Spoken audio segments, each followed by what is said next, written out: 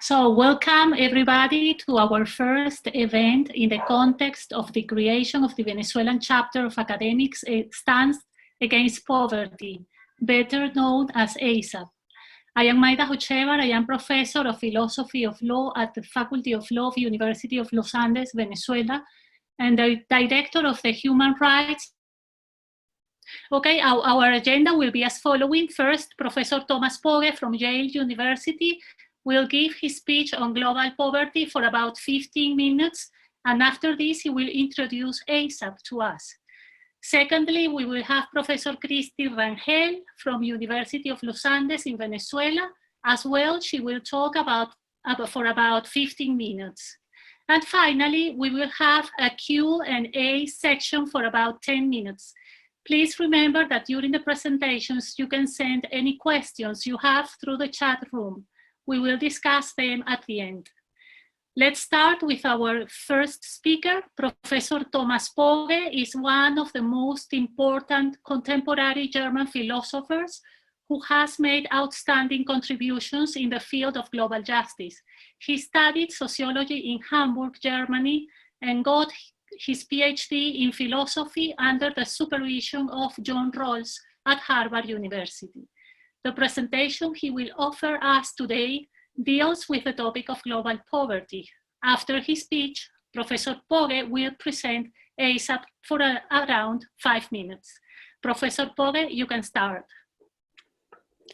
Okay, thank you very much. So I should say that I am well aware of the irony of an overpaid Yale professor giving a lecture in Venezuela about poverty.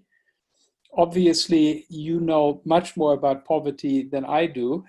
And however, I will talk a little bit about the ways in which academics can maybe help in fighting poverty, what we can do to make things better.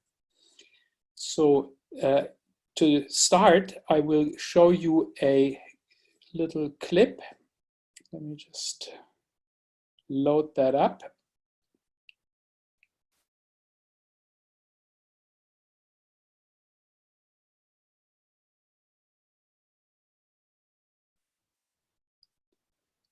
I hope you can recognize these people, Steven Pinker and Bill Gates.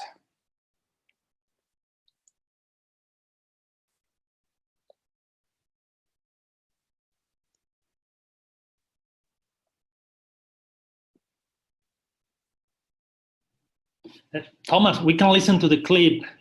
There is no. You cannot? We cannot. We can't. Okay.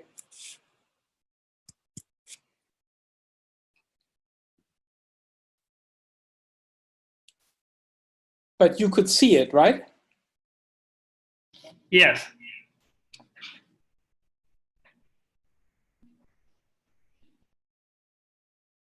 Okay, I will then go to this one. What this basically was, can you see the screen now? Yes, it's perfect. Okay, so this is the picture that I wanted to draw attention to. This is sort of part of their little video that they did together. And they were basically saying everything in the world is getting better and better. Things are progressing dramatically. And as this diagram shows, hunger in the world has gone from somewhere around 18% of the world's population in 1991 down to almost 0. So this is the kind of picture that you sometimes get presented by politicians and by defenders of the status quo. They make it appear as though poverty is a thing of the past. Now let us look a little bit more closely what the real situation about poverty is. First, what is poverty? The official definition by our international agencies is in terms of income. They talk about an income level below which a minimum diet and essential non-food requirements are not affordable. Here are some of the key deprivations together with their official statistics. As you know, we have about 7.8 billion people in the world, and of them, about 700 million are officially counted as chronically undernourished. I will talk more about that, what that means in a moment. 2 billion lack access to essential medicines. 2.2 billion lack safe drinking water. 1.6 billion lack adequate shelter. About 1 billion have no electricity. 2 billion lack adequate sanitation, that is toilet facilities and hand washing facilities. About 750 million adults are illiterate. They cannot read and write. And about 152 million children between 5 and 17 are employed in wage work outside their own family. This is not work in the family, but work for wages outside the family. So this gives you a sense of the official picture of poverty that our international organizations present. Now, the incidence and trend data, how much poverty is there, is it going up or down, are highly contested. There is a lot of fighting over that, and our international agencies are beholden to governments. Governments want to show good results. We are committed to fighting poverty. We are very successful in our fight against poverty. So these statistics are often unreliable because there is so much political pressure on showing the data that politicians want to show. Now, the two statistics that are most relevant to the Millennium Development Goals and the Sustainable Development Goals, the two statistics that are most often presented in the West at least, are statistics about poverty, income poverty, and statistics about undernourishment, also known as hunger. Those are the two flagship statistics. Here you see the official data from the World Bank. The World Bank is the keeper of the poverty numbers, and you can see that poverty fell by about 40% between 2008 and 2014. A 40% drop, huge success against poverty. This happened at the very end of the Millennium Development Goal period, where governments wanted to show that they had achieved a lot in fighting poverty, that their globalization project had been very successful. Here are the undernourishment statistics. The upper line is the line as it was until a year ago. It shows basically no progress, very little progress in the same period between 2008 and 2014. Very small progress, not even 10%. Now, something interesting happened last year, or this year. The Chinese suddenly decided that they had much less hunger than had heretofore been reported. Hunger has been overestimated, overstated by more than a factor of 10. Hunger is much, much smaller. And so now the dark orange line is the one that is valid. There is almost no hunger anymore in China, when before there was well over 100 million people. Anyway, these are the latest statistics, and you can already see that when a number bounces around like crazy from one year to the next, these numbers are really quite unreliable, and they are driven by politics and not by any kind of empirical inquiry. I mention that because academics can play a very important role in telling the world what is really going on about poverty. Another thing you can see here is that the hunger numbers and the poverty numbers are diverging. So poverty is falling very steeply, hunger is falling very little or not at all. And you can already see from that that there is no reliability in these numbers, because how can poverty fall and hunger remain very high? Anyway, let me talk a little bit about the hunger numbers, the poverty numbers first, which are developed by the World Bank, and what the problems are with the poverty numbers. The first thing is, poverty is measured by the World Bank as a number of people below a certain income level. And that makes the statistics and whether poverty is going up or down highly dependent on how high or low you set the number. It turns out that if you set the poverty line very low, there is much more progress against poverty than if you set the number at a higher level.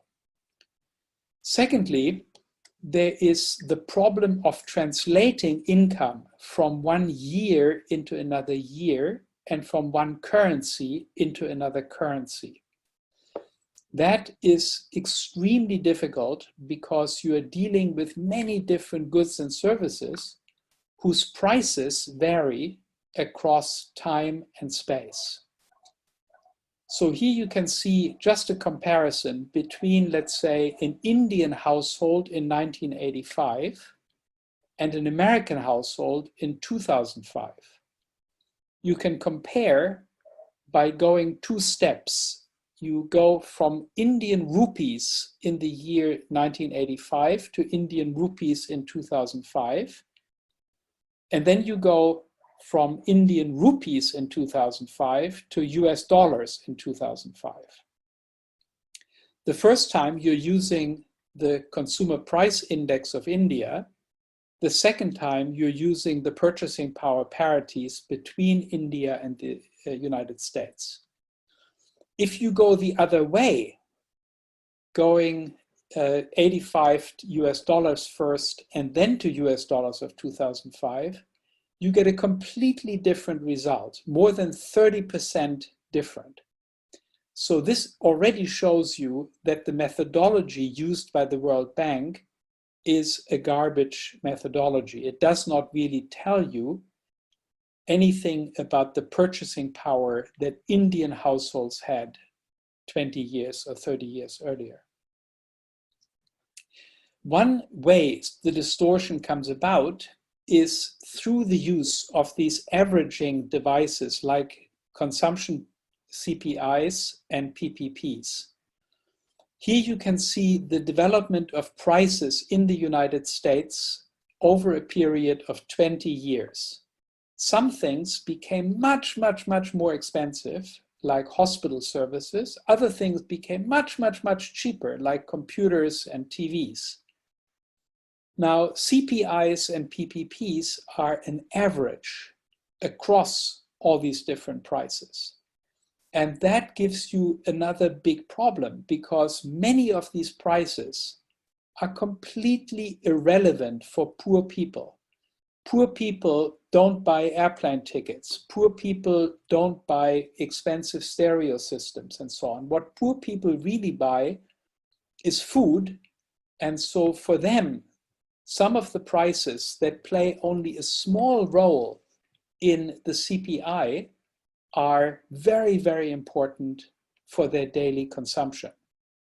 And so again, the use of CPIs and PPPs is highly inappropriate if you want to find out what the purchasing power of poor people is relative to their basic needs. Now, with regard to PPPs, it turns out that they systematically distort. PPPs are comparing the purchasing power of 2 different currencies, let's say dollars and Indian rupees. Now, there are differences that are sometimes very large and sometimes very small. They are small with regard to things that are easily traded across borders. They are large where there are things that are not easily traded, like services, for example, or land. You cannot buy land in India and sell it in Manhattan And you also cannot buy a haircut in India and sell it in Manhattan. So that's where the big price differences are. And of course, what poor people need most of all is food. And food is something that is tradable across borders. So it tends to go to where the highest prices are paid. And therefore, price differences between India and the United States in food are not very large. So the purchasing power of Indian rupees is overstated because the World Bank is assuming that many things are much, much cheaper in India. And that is true, but the things that are much cheaper in India are not the things that poor people really need to buy, like food, for example. Another problem with the World Bank's poverty line is that governments are trying to reduce poverty and focus their attention on people who live just below the poverty line, because those are the cheapest ones to lift. You lift them just a little bit, and then they are no longer poor, and you have solved the problem. But of course, that's ridiculous. People who are just above the poverty line are still very badly off. And people who are far below the poverty line should also get a lot of attention. It's very important to improve their position, even if we cannot get them across the poverty line. Fifthly, household surveys disregard the distribution within the household. So in many households, women and children are disadvantaged. Men eat first and the women eat the leftovers. This sort of inequality inside the household is systematically overlooked because the World Bank gives the same average per person income to all members of the household. And the final problem is that if you look only at income, only at money, you are overlooking very important dimensions of poverty. For example, how many hours do the members of the household have to work in order to get that income? So the World Bank says that these two people are equally poor, even though one person works only 3 hours a week to make their income, and the other person works 60 hours a week to make the same amount of income. If the income is equal, then the World Bank says, oh, they're equally well off. But of course, the person who works 3 hours could easily increase his number of hours. Maybe that's a hippie somewhere in the US, whereas the person who's already working 60 hours cannot increase their work. Now let's look for a moment at hunger and undernourishment. The FAO is defining undernourishment with 4 conditions. They say that somebody is undernourished or hungry when the food they ingest contains less energy than would be necessary for a sedentary lifestyle, and that deficit lasts for over a year. Now, this is a very, very narrow definition of hunger, and in reality, many more people are undernourished than the World Bank admits. What they're overlooking is absorption problems. So many people can eat something and really the food is not digested because they have parasites that eat some of the food. People need more than just energy. They also need vitamins and minerals to be well nourished. And the World Bank is ignoring that, is only looking at energy. Many people work in very strenuous jobs, and so they need many more calories than what I need as a computer worker. And also, if you wait for over a year to count some person as undernourished, many people already die much before that because, of course, you can die within 40 days if you don't get enough food.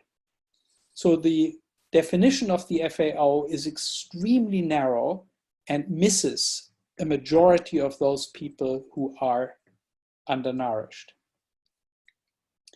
So in short, progress against poverty has been much less impressive than has been officially celebrated. That is not surprising because governments want to show success. Here, academics can make a big difference by helping in getting us appropriate numbers about poverty. Let me conclude with one last remark, and that is that the official statistics all tend to be diachronic. They compare existing poverty with poverty in the past, and they're saying things are getting better, we are making progress. And most people in the West are very happy with that. They think, oh, progress is being made, things are getting better. But really, if we think about poverty, not in terms of a goal that we want to eradicate it, but in terms of a human right, then we should compare it not with the situation in the past, but with what is now possible. And what is now possible is a world in which poverty is entirely eradicated. The world in aggregate is easily rich enough to eradicate all poverty, and we should not be content with making progress against poverty, but we should really insist on it being wiped out as quickly as possible and not over a period of many decades. In this regard, it's particularly important to reform our global institutional architecture and to make the world economy, the basic rules and regulations of the world economy, more poverty avoiding. I won't have time to go into the details, but that's a very important aspect of what we need to fight for. We need to fight poverty both within states and work towards better policies, less corruption, and so on, but also at the global level, where often the ground rules of the world economy favor the richer countries and the big multinational corporations at the expense of poor countries and their populations. I will now talk a little bit about academics stand against poverty, what that is, and what you might be able to do if you join it. It is an international organization of intellectuals, of basically academics, that is focused on helping poverty researchers and their teachers enhance their positive impact on severe poverty. So these are academics who do not really want to passively analyze the problem of poverty, but who want to contribute to overcoming it. They want to do poverty-focused research that is practically relevant and important towards reducing poverty around the world. We do this in three main ways: by collaborating among one another, collaborating across disciplines, across national borders, and across universities. So we are using the already existing, very important and very well-appointed network of universities. We piggyback on that in order to do meaningful work against poverty. Second, we do outreach. We try to inform politicians and the general public and civil society about poverty and about how to reform institutions, how to make progress against poverty. We think about alternative ways of advancing against poverty and publicize those, basically informing and enlightening the public and others. And finally, of course, we are engaged in particular interventions against poverty. We observe these interventions, we find out what works, what doesn't work, what are best practices, and then try to publicize the results and make sure that our efforts against poverty get better and better over time. Here is a special issue of a journal that we did maybe 8 years ago, where you can see a bunch of essays written about this project, Academics Stand Against Poverty. If you can get a hold of it, I can also send a copy to anybody who might be interested, and you can see a little bit about the thinking that went into the founding of ASAP many years ago. Some people object that universities should be value-free. Universities should just be places of inquiry, and they should not be politically engaged. They should not take a stand for or against any political issue such as poverty.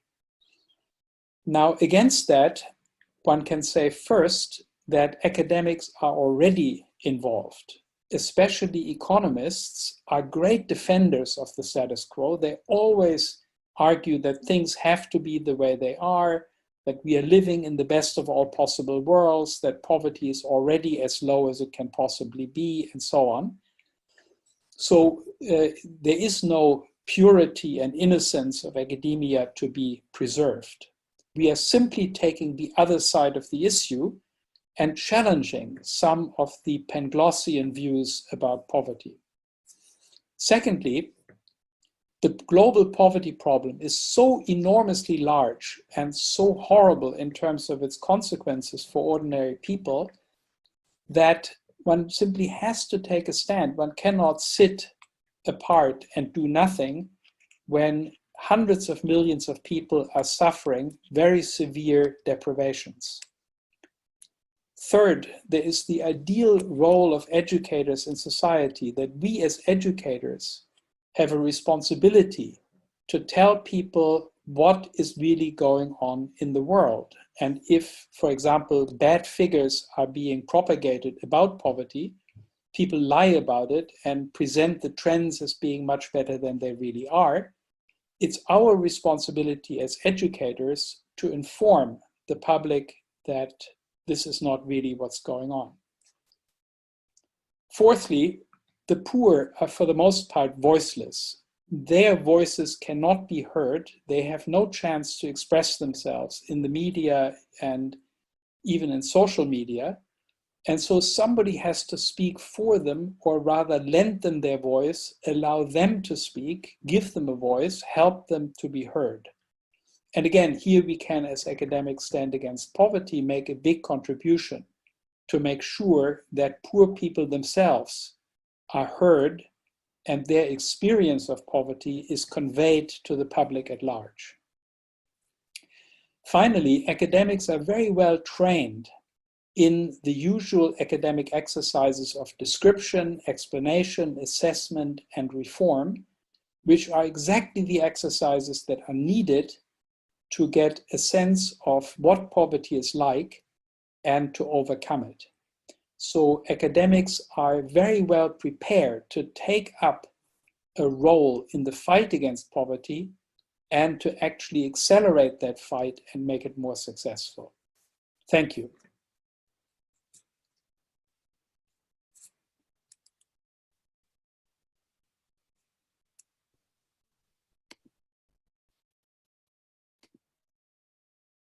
Thank you.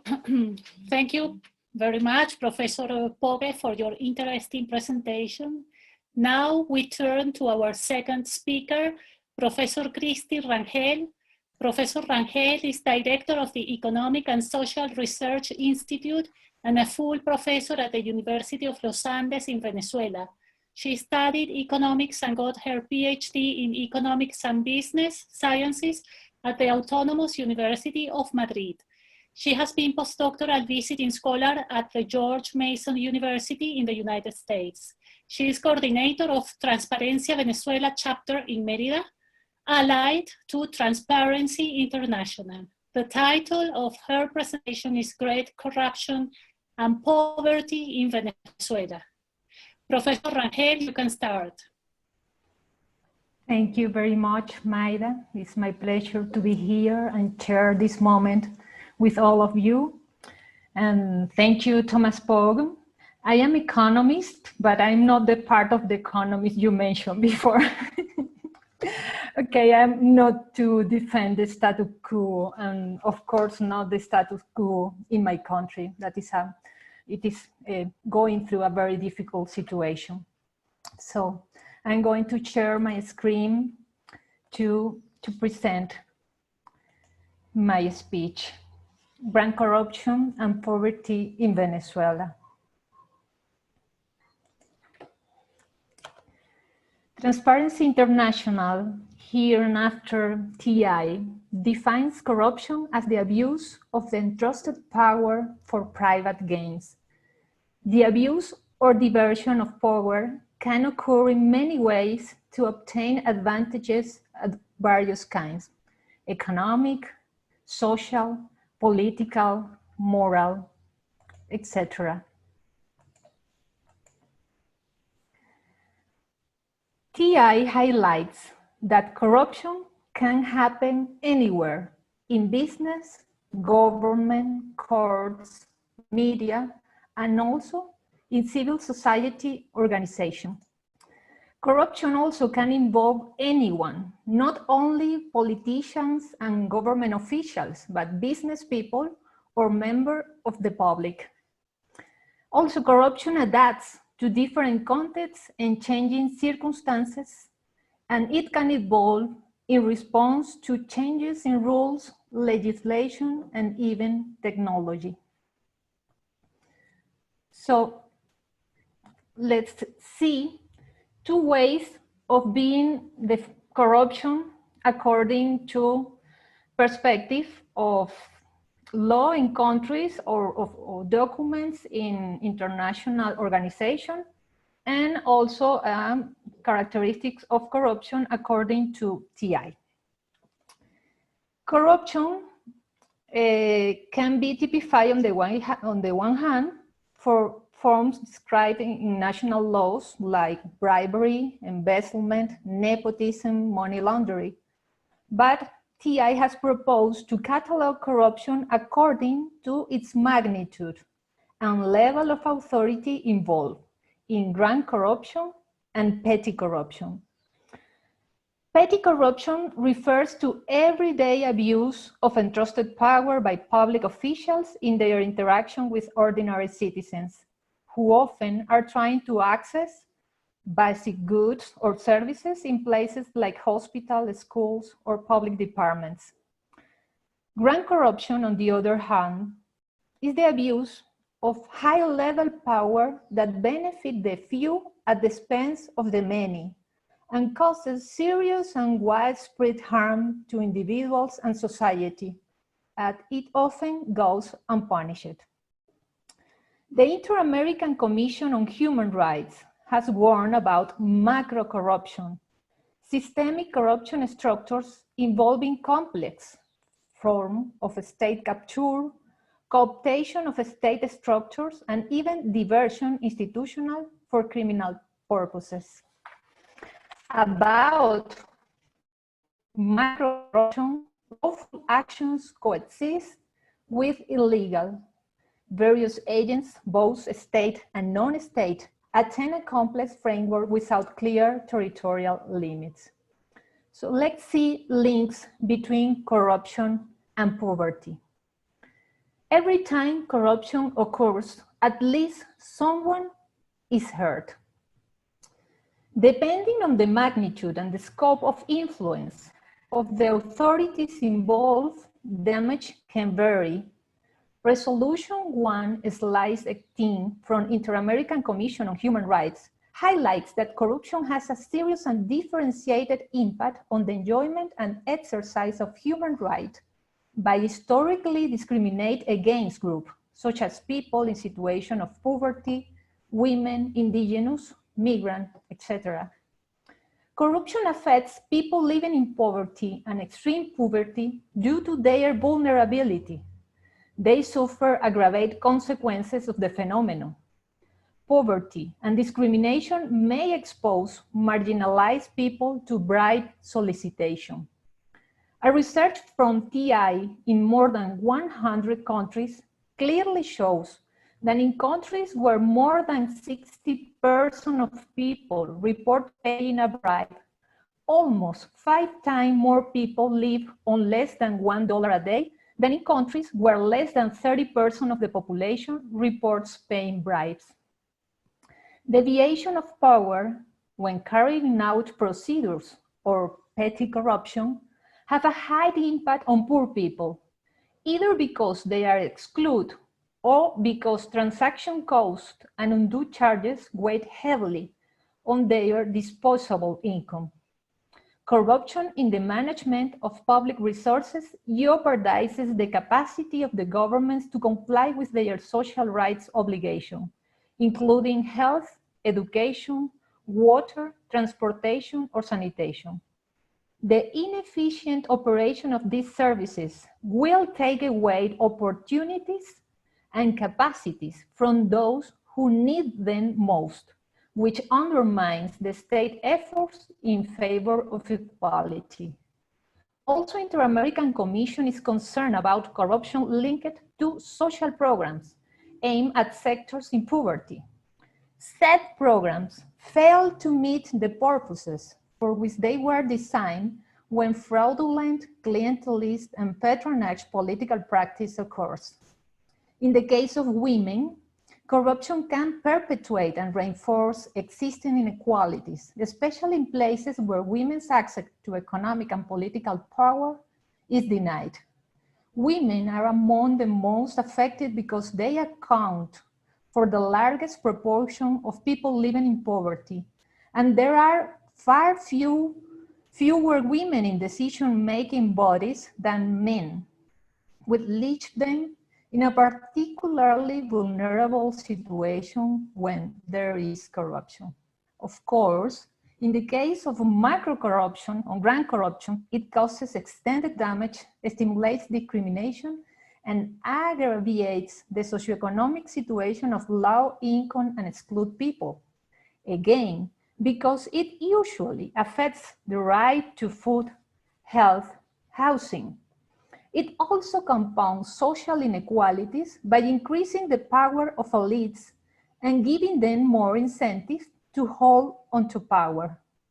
In words of former TI President Jose Ugaz, corruption kills, makes sick, denies clean water, education, health, jobs. Corruption also denies freedom.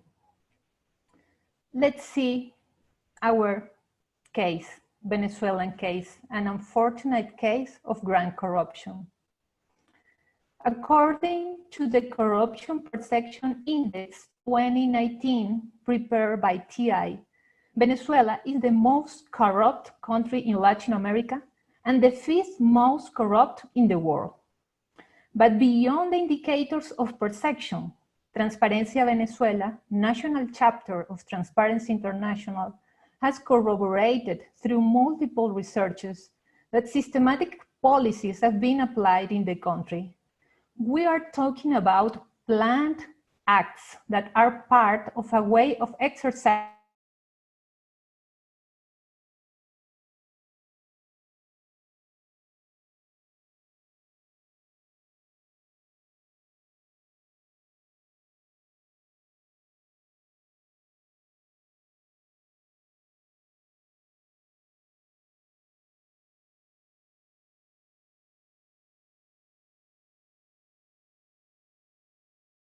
nine countries.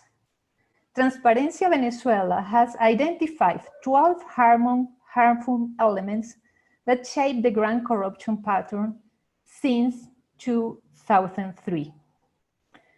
I'm not going to explain all of them, but some of these 12 elements. The first one, monopoly in the economic sectors, incentive for corruption, the implementation and permanence of price controls, exchange controls, and generalized subsidies for gasoline and some food led to an increase in corruption practices. Now, COVID-19 controls are promoting extortion practices. Discretionary public spending. The government modified the organic law of financial administration of the public sector on 13 occasions since 2001. It did that to relax checks and balances and prevent accountability. Fiscal indiscipline explained the hyperinflation that has impoverished the majority of the population in our country. The fourth one is civil military control. The fifth, permanent state of emergency. It has been a practice since 2000, the periodic publication of decrees of a state of exception and emergency to concentrate decisions in the executive power and avoid formal and citizens' control. Irregular millionaire procurement, institutionalized impunity, the elimination of the autonomy and independence of the public powers, there are guarantees of impunity for corrupt officials and also for those who have been implicated in human rights violations. Opacity and lack of accountability, disinformation and communicational hegemony, loyalty-based appointment of senior government positions, transnational criminal network. I'm going to talk about this and give some data. International networks involving governments, companies, and other groups have been built to legalize money from corruption. So far, there are 83 corruption cases investigated in 21 countries involving Venezuelan officials. The sectors involved are food, health, electricity, housing, transport, mining, hydrocarbons, drugs, financial and customs services. And the last one element is human rights violation and criminalization of social protest. And about this, I'm going to explain right now. With information from the follow-up report of the 2030 Agenda in Venezuela, elaborated by Synergia, Inter-American Commission on Human Rights described the situation in Venezuela as complex, serious, and multidimensional humanitarian crisis.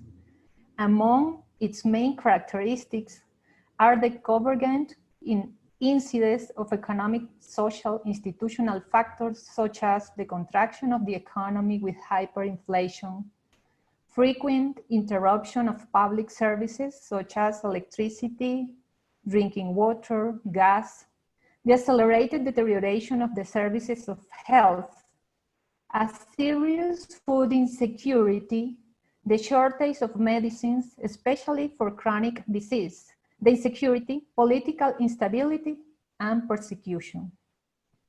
According to Synergia, the main global indices placed the country in 2020 on the short list of countries that require urgent assistance.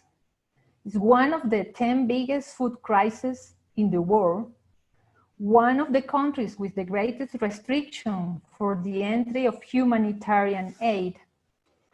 It's one of the countries with the more low capacity of the health system to face the pandemic COVID-19, and it has been classified as in high severity conditions, with characteristics of a regional crisis, which also affects Colombia, Ecuador, Peru, Brazil, and Trinidad and Tobago.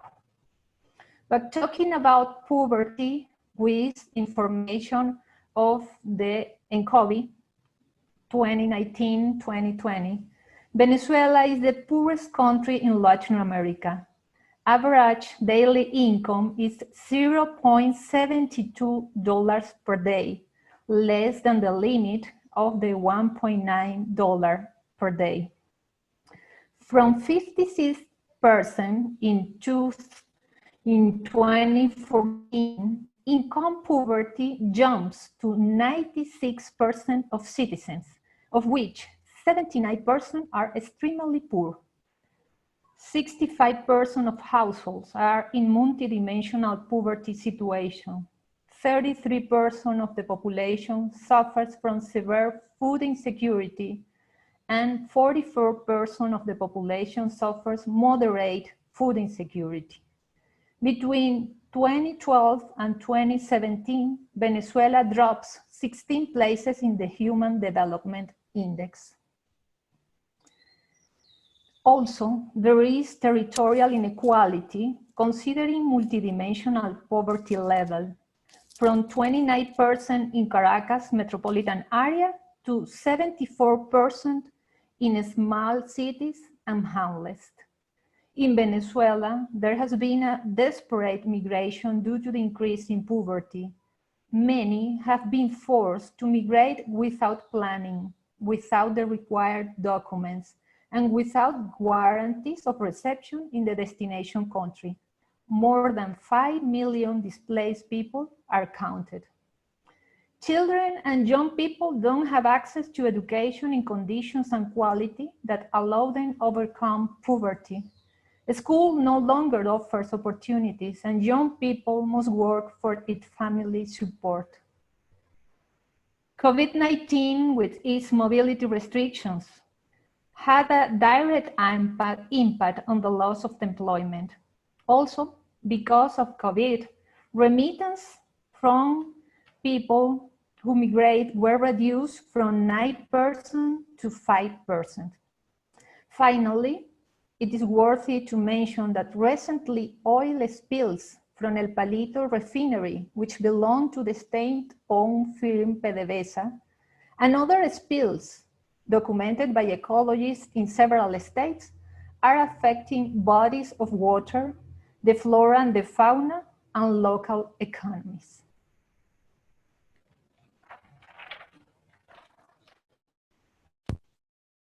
Undoubtedly, the cut of the state explains what is happening in Venezuela. Despite this devastating impact, the authorities have been perfecting the grand corruption pattern and have made it a systemic and widespread practice. Faced with this reality, the fight against corruption is vital. A struggle that must include human rights, make visible and prioritize the effects of phenomena on vulnerable groups, and actively involve citizens. Transparent and accountable governance can help development in countries where the rule of law is strong. Progress has been made toward achievement the Sustainable Development Goals. Indeed, rule of law and good governance are just as important as economic growth in reducing poverty, according to research that compared Millennium Development Goals achievement with the aggregate value of scores given to countries in the section of the Global Integrity Report covering anti-corruption. Good governance and anti-corruption were not included in the original MDGs, but they are included in 2030 Sustainable Development Goals. It's the goal 16, peace, justice, and strong institutions. And we see that a transversal objective in these Sustainable Development Goals. We can mention important the promotion, the rule of law at national and international levels, and ensure equal access to justice for all, substantially reduce corruption and bribery in all their forms, develop effective, accountable, and transparent institutions at all levels, and ensure responsive, inclusive, participatory, and representative decision-making at all levels. As multilateral institutions started to pay attention to the corrosive effect of grand corruption on poverty and inequality, we hope today we have helped to better understand the causes of the humanitarian emergency in Venezuela and why we become the poorest country in our continent, despite all the promises that our natural resources give and all the situation we've been through in the last century. Thank you all for your attention.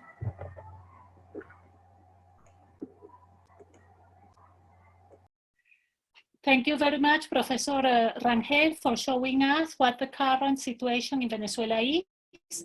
Now, Professor Johnny Antonio Davila from ASAP Venezuela will moderate the questions and answers section.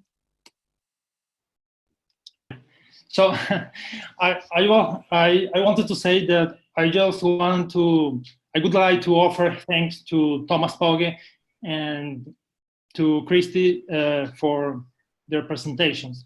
I think the presentations were very illustrative about the global situation of poverty today, and also about, in the case of Venezuela, it was very illustrative about the connections between poverty and corruption. So I'm supposed to be a kind of moderator in this webinar. However, I think that at the end of the day, the most important is to know what our attendants are thinking. So that's the reason why I prefer to read some questions that we are receiving from our attendants. I'm afraid we can't answer all questions, but we are trying to discuss at least 4 questions. So what I'm going to do is the following. I'm going to read one question for Thomas, one question for Christi, you answer, and after that, I'm going to read 2 more questions, one for Thomas and one for Christi. So the first question is for Thomas. The question is the following.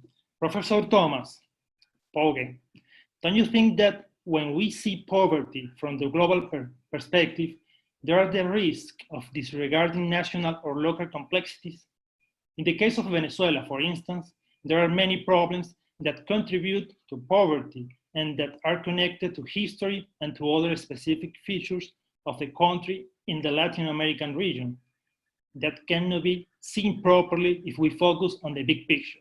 So this is the question for Thomas, and I'm going to read the question for Professor Rangel. So, Professor Rangel, besides the criminal groups in Venezuela, do you think that the immense poverty in Venezuela is associated with criminal or with international criminal groups, as in the case of Alex Haab from Colombia? Are they part of the main cause? So, Thomas, if you want, you can start. Yes, I'm happy to start. And this is a very important and interesting question. And of course, when you emphasize the international aspects of poverty problems, you must never do that at the expense of the local factors. The two interact with each other in 2 different ways that are very important. One is that the effects of local factors and the effects of international factors are mutually dependent on each other.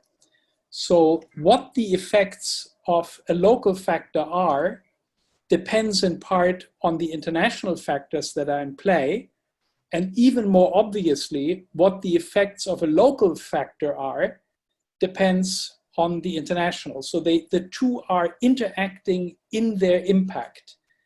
The effects intermingle, if you like. The second thing is that local factors are often very heavily influenced by international factors. So we saw that beautifully in the lecture a moment ago by Professor Rangel about how the various other countries in the world sustain a network of corruption in Venezuela, right?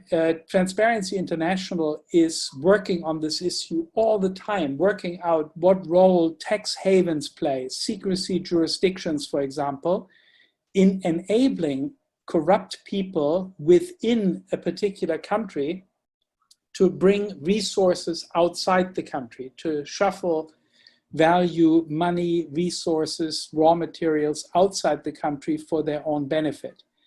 So corruption would be much, much harder in Venezuela and in every other country if you didn't have a network, an international corrupt network of tax havens, of law firms, of financial advisors, of corrupt government officials and bureaucrats, all standing by, helping corrupt people to save their loot into safe places. If you only had Venezuela in the world, it would be very hard to find a safe place for the assets that you're stealing from the state, and much less would be stolen. So, and this is the same is true in many other ways. For example, economic problems within a country often are aggravated by the rules of the world economy, or political problems such as autocracy or tyranny in a country are facilitated by international factors such as the arms trade, for example, that people deliver weapons to a corrupt ruler, to a tyrannical ruler, or support that ruler with money or with diplomatic support in various ways. So by emphasizing the global factors, I'm emphasizing the factors that we in the developed Western countries are perhaps most responsible for. We do much more harm through the global institutional arrangements we impose than we do within our own countries, even though there's a lot of harm there also. But that does not mean by any means that the local factors are unimportant. The local factors are very important, but they are shaped and influenced by international factors, and their impact on the situation of poor and vulnerable people is often amplified or modified by international factors. The two are interpenetrating, interdependent. So thank you, Thomas. Christi, you can answer. Well, as I said in my intervention, we describe in Transparencia Venezuela, one of the 12 harm elements of grand corruption is the transnational criminal network. As I said, it is involved governments, companies, and other groups. And it is worthy to mention that there are 38 cases investigated in the United States of America, 9 in Spain, 6 in Argentina, 4 in Colombia, 3 in Brazil, Portugal, Dominican Republic, Ecuador, 2 in Italy, Switzerland, and Liechtenstein, and 1 case at least in other group of countries. What I mean is that, of course, there are important international networks helping the people who have the power in my country. And as you know, the case of Alex Saab, that this is a man that has been involved in many social programs from government, and also because of the researches of journalists like Armando Info page, we know that he take advantages with overpriced votes of food, and also he participated in housing programs. And other researchers from our organization shows that there is irregular international groups actively involved in mining in our Bolivar state, and also in other states that are in the border with Colombia. So of course, there is an important link between international criminal organizations and the situation in our country. We also can talk about the role that has played another governments like Cuba or Russia in our situation. It's important to say that the Cuban government has been an important ally in the application of clientelist practices, social coercion, strategies of surveillance system to our population. These links have undermined political and civil rights, and also Russia has been a supplier of weapons and has been an important ally of the regime in multilateral organizations. So thank you, Christi. I'm going to read 2 more questions. There is one question by Jesus Urbina. That's a question for Thomas. Greetings, Professor Thomas Pogge. I certainly have to say that I'm guilty. I know nothing about your work until now. These views on poverty are mind-blowing. Nevertheless, I fear that academic responsibility in such a way you expose it could be taken as the duty to some kind of political action. That's okay for me, but is there a way to avoid a stereotypic ideological stance when it comes to fighting poverty from the academic perspective? So that's the question for Thomas, and I have one more question for Christi. So the question is the following. Professor Rangel, do you think that corruption is the main cause of poverty in Venezuela? Are there no other causes more important, such as the inability of politicians like Maduro, Cabello, Delcy Rodriguez, and so on? So, Thomas, please. Yeah, so I think it is very important to avoid a stereotypical ideological response to poverty. So I think that one thing is pretty clear: we oppose poverty, right? Poverty is not a good thing. If poverty is avoidable, there is reason to avoid it. But saying that is not ideology and is not stereotypical. I think that is a pretty obvious thing. But then when you go beyond that, you ask questions such as, for example, how important is it to fight poverty? What are the main arguments for saying that we have a responsibility to fight poverty? And these are open questions. So for example, I have a long debate with Peter Singer, right? Peter Singer is a utilitarian who says that the main reason to fight poverty is because the marginal cost of my giving money to poor people is smaller than the marginal gain of the poor people. I emphasize something completely different. I say we are actively harming people by upholding institutions, rules that foreseeably and avoidably keep people in poverty.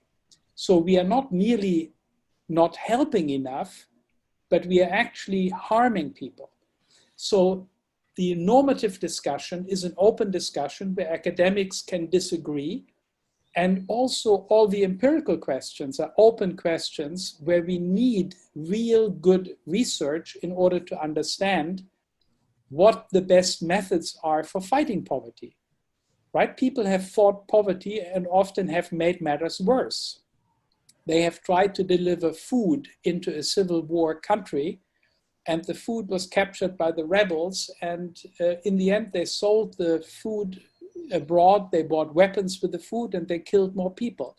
So these are questions that we as academics should be very open-minded about. We should always be willing to listen to arguments, normative arguments, factual arguments, explanatory arguments, to see, and also arguments about how to reform institutions. What is the best way to ensure that corruption in Venezuela is ended? How can we make the institutions in Venezuela more corruption-proof? This is not obvious. There's no ideology is going to help you there. You have to think this through carefully. You have to look at the empirical evidence. You have to do some trial and error, do some experiments. You have to learn from what has worked in other countries, what has failed in other countries. So I think that the fight against poverty is a fight that has very little room for ideology and stereotypes. If you want to be successful, you have to be open-minded and empirical and listen to the best arguments. So, thank you, Thomas. Christi? Well, if we take the idea that the rule of law and good governance as just as important as economic growth in reducing poverty, and if we know that our regime has destroyed the rule of law and good governance, and this has been intentional, this has been planned, we can say that the reason that we are today have this terrible crisis about poverty is linked with corruption. As I said before, when we talk about the pattern of grand corruption, we are talking about a systemic policy that is planned. and this has been planned to be the way it has been. So for this reason, we cannot believe that the situation with our poverty, it can be explained by the, as you say, our government, our people in government don't have enough preparation. Just remember a few things I mentioned in my speech. The monopoly of the state in economic sectors like electricity, of water. We said that these services, these basic services, are very important to help people and give opportunities and capacities to people. And these are not working after the government take a monopoly of such services and try to make huge enterprises that were all of them involved in millionaire procurement with corruption links inside. Also, the incentive for corruption, the implementation and permanence of the price controls, and most of all the exchange controls that explain the loss of millions of billions of dollars in our country. And also the strategy of having an emergency state to concentrate power in executive and avoid formal and citizen controls has been the causes to limit human rights and also limits our free expression, and you know, everything we have had with the violation of human rights. The irregular millionaire procurement, they left unfinished works in many basic services, as I mentioned before. And you know that involved of this were the pay of overprices in many contracts the government did. So I think all of this is part of a plan, and all of this situation we live now, it's to guarantee the power who people right now in the power and have this control to benefit these criminal international networks the government is related to. Thank you, Christi. So there is some more questions that we don't have enough time. That's the reality. So thank you so much, Christi. Thank you, Thomas. It was a pleasure for us to have you today.